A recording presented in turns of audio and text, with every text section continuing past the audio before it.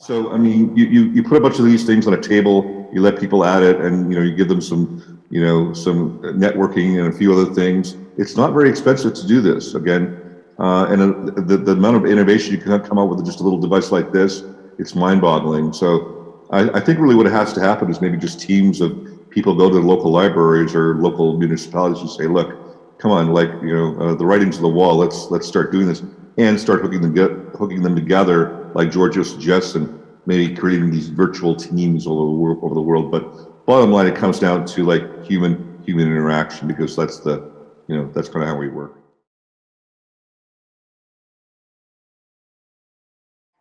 And that is, what if there was an organization like the Gates Foundation or the Ford Foundation or something like that, willing to, or even make it a moonshot.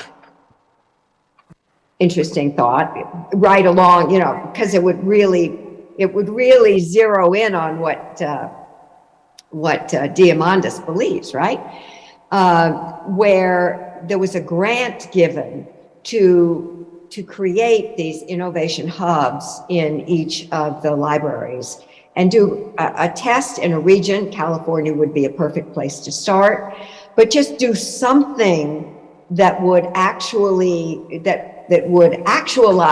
this idea now, as opposed to our just talking about it and thinking about it and doing it on an individual scale, because that would work, I think.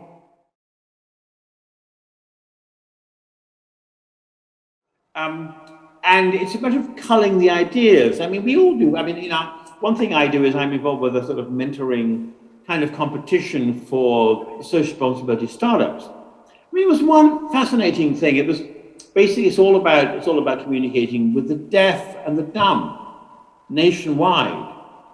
I mean, you just find people who've been into these things, but it's obviously almost all this stuff doesn't go anywhere because they can't get money, or they get money, and after but Nigel, that's the problem. That's the problem, is that you have your science fair, then everybody goes home afterwards. Nothing happens. Precisely. That's the problem. But you lose the ideas. You lose. I mean, dear Peter Thiel, obviously he followed through on this notion about not finishing college, and he has this fellows thing. Is it still going on? I haven't heard how. I mean, the fact that these smart guys didn't finish college does not mean you shouldn't tell people to finish college. It just means there are occasional random people go, need to, come on.